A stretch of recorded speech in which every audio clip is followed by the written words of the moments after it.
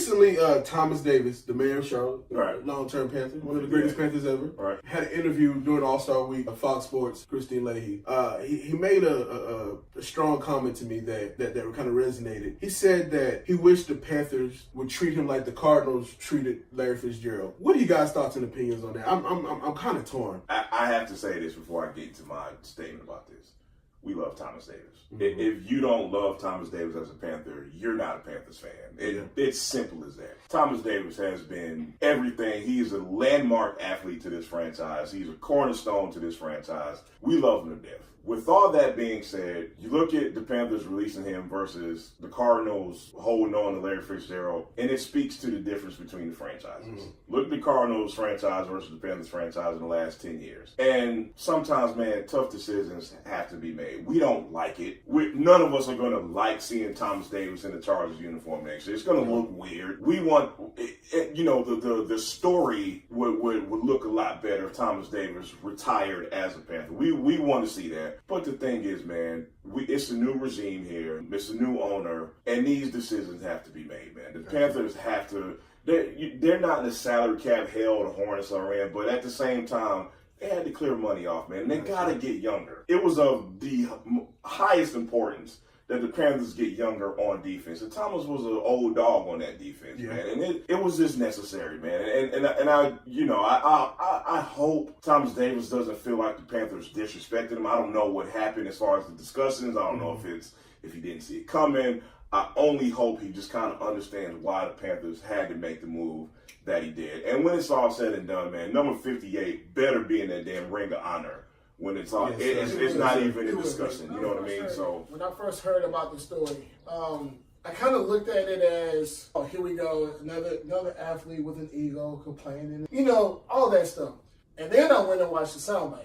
And after watching the soundbite, after watching the interview, I actually kind of sympathized with Thomas Davis because he wasn't going out like we've had players in the past who once they got let go, they went and taking shots at the organization. Mm-hmm. But that's not what Thomas Davis is doing. He basically said he respects the move. He doesn't like it, but he respects it. And he's just saying that if I had it my way, this is what I would have wanted to happen. So I empathize with what he said. We've all been in situations that we wish it would have played out a different way. He was very respectful in the interview. He didn't throw shade at anybody.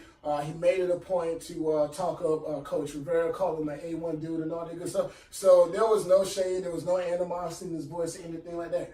But to get on the business side of the decision, I honestly think that this move by Hurney was just a move. He was making a safe move. Mm-hmm. It wasn't necessarily the right move.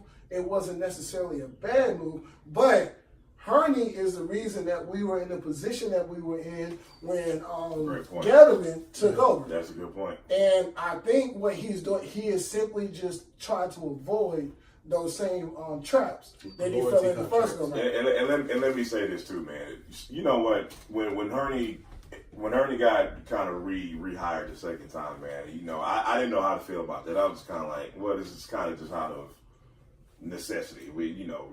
Gettleman got fired at a really weird time, and it wasn't a lot of time to go out and look for a new GM. And we're at this point now where it looks like Hurney his job is in place and he's not going anywhere. I say all that to say, sometimes a second go around is not a bad thing because you can learn from your mistakes the first time. Yeah.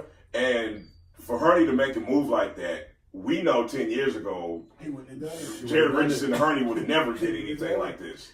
You know what I mean? So it's just kind of cool to kind of see, as much as we want, Thomas Davis retired as a Panther, but it's still cool to see the Panthers kind of evolve into a franchise that prioritizes making smart decisions and winning versus kind of like blind loyalty. Yeah. Right. And here's what's going to happen.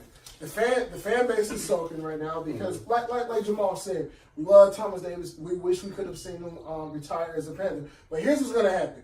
When them boys lined up in September and when Shaq Thompson started making plays, who is Thomas Davis? Right. What? Who is Thomas? Well, not who, but Hurney won't be vilified as much. Gotcha. You know what I'm saying? Because like Jamal said, we have a lot of young players on our roster who can make an immediate impact. but we have the veterans who are blocking them from doing so. And, Thomas Davis, he's been in the game, 13 years now? Yeah. So the same way that when he came in, he took whoever else's spot. This is the cycle of life, and it's time for Shaq Thompson to get that star role and to prove why he was drafted. And I just want to say this: we appreciate you, Thomas Davis. Definitely. You fought through the 3 ACL surgeries, and you are the reason that I love to say keep pounding, man.